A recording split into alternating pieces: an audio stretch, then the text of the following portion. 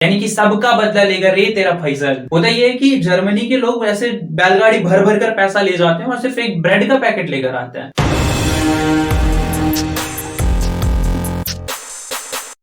तो चलिए शुरू करते हैं class 9th chapter number 3 Nazism and the rise of Hitler. Hindi में कहें तो नाथसीवाद और हिटलर का उदय। ये वीडियो इस चैप्टर का इंट्रोडक्टरी वीडियो है। इसमें हम जानेंगे कि हम पूरे चैप्टर में किन किन बातों पर चर्चा करेंगे। तो चैप्टर शुरू होती है एक कहानी से। कहानी 1945 के जर्मनी के स्प्रिंग सीजन की है। ये कहानी है कि 11 साल के लड़के की जिसका नाम था हेलमुट।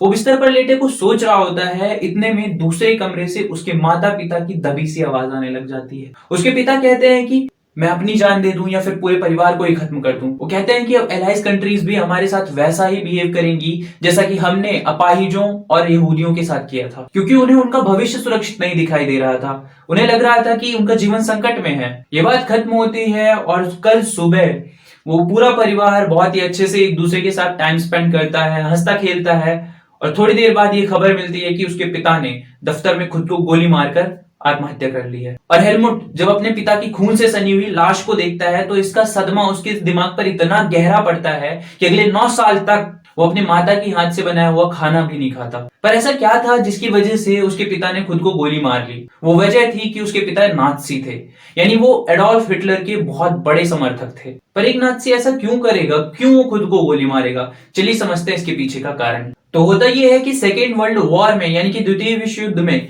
मई 1945 में जर्मनी घुटने टेक देता है और हालत यहां तक आ जाती है कि जर्मनी का शासक हिटलर वो अपने पूरे परिवार के साथ और अपने मंत्री के साथ आत्महत्या कर लेता है।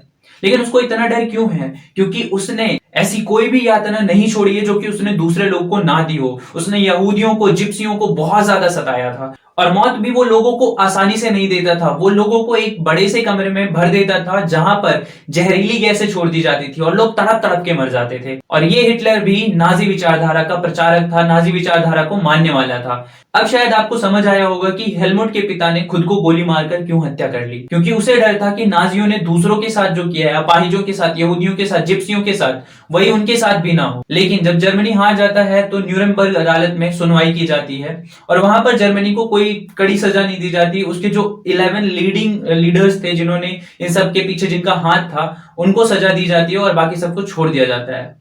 ऐसा क्यों किया गया? क्यों उनके आरोपों के हिसाब से उनको सजा नहीं दी गई? क्योंकि उनका जुर्म बहुत ही बड़ा था। ऐसा इसलिए किया गया क्योंकि फर्स्ट वर्ल्ड वॉर के टाइम पर जर्मनी ने बहुत ज्यादा दुख झेले थे। जर्मनी को बुरी तरह से डिसरिस्पेक्ट किया गया, उसके ऊपर तरह तरह के कर थोप दिए गए, उसकी टेरिटरी को हड़प लिया गया और न जाने क्या क्या किया गया, जिसका बदला लिया था हिटलर ने। तो बेसिकली इस चैप्टर में हम ये देखने वाले हैं कि जब फर्स्ट वर्ल्ड वॉर में जर्मनी हार जाता है तो उसके ऊपर कौन कौन से ऐसी संधियां थोपी जाती है जिसकी वजह से वो बहुत ही डिसरिस्पेक्टेड फील करता है और उसी का बदला लेता है हिटलर। इस चैप्टर का मेजॉरिटी जो हिस्सा है वो हिटलर के अराउंड रिवॉल्व करेगी, उसकी विचारधारा के अराउंड ही रिवॉल्व करेगी। तो चलिए शुरू करते हैं।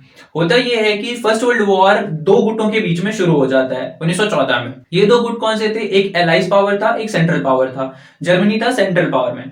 तो जर्मनी इनिशियली जीत रहा होता है, लेकिन जब एलाइज पावर को यूएसए ज्वाइन कर लेता है तो जर्मनी हारने लग जाता है और हार के बाद उसके ऊपर संधि थोपी जाती है जिसका नाम था वर्साई की संधि। ये एक ऐसी ट्रीटी थी जिसने की जर्मनी के रिस्पेक्ट को तहस नहस कर दिया और इसे हम 3 सब पॉइंट्स में देखेंगे। सबसे पहले हम देखेंगे कि ये जो वर्ल्ड वॉर 1 हुआ उसका क्या इफेक्ट रहा, जिसमें हम ये देखेंगे कि लोगों की प्रतिष्ठा किस तरह से छिन गई। फिर अगले पॉइंट में हम देखेंगे कि वो कौन से कारण थे जिसकी वजह से कोई भी समूह कभी भी हिटलर का विरोध नहीं कर पाया।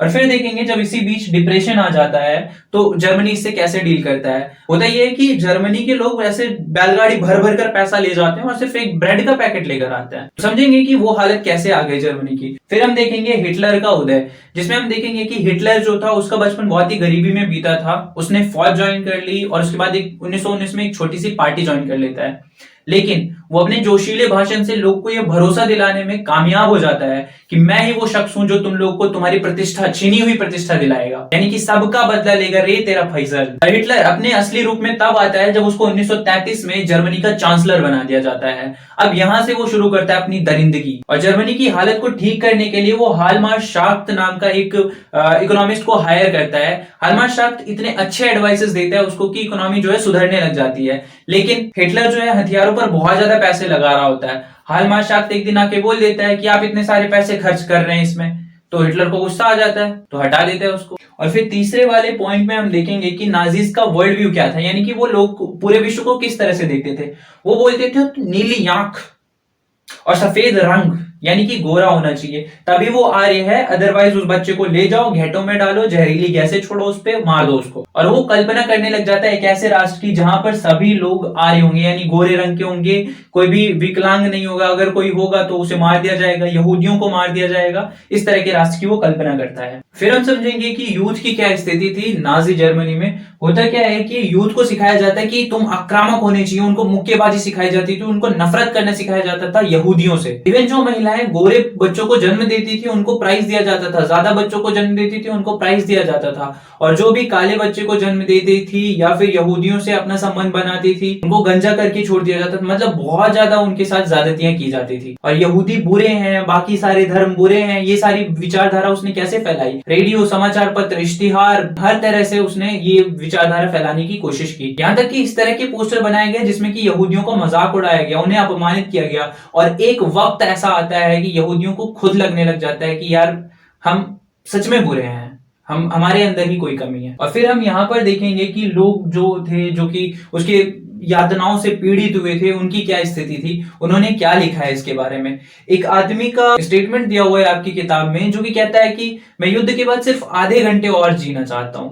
यानी कि वो ये बताना चाहता है कि हमारे ऊपर इन नाजियों ने कितने ज्यादा जुल्म किए हैं। तो ये था कि इस पूरे चैप्टर में हम किस चीज के बारे में जानने वाले हैं। बेसिकली ये चैप्टर रिवॉल्व करेगा हिटलर के अराउंड। तो इस वीडियो के लिए इतना ही, मिलते हैं आपसे नेक्स्ट वीडियो में और जानते हैं इस वाले पॉइंट के बारे में, यानी कि वीमर रिपब्लिक किस तरह से बनता है, वर्ल्ड वॉर का क्या इफेक्ट होता है, और वो कौन से रीजन थे जिसकी वजह से हिटलर का कोई विरोध नहीं कर पाया, और कैसे लोग बैलगाड़ी में भी भरकर पैसा ले जाते थे पर लाते क्या थे, एक ब्रेड का पैकेट। तो ये स्थितियां कैसे उत्पन्न हुई जानते हैं नेक्स्ट वीडियो में।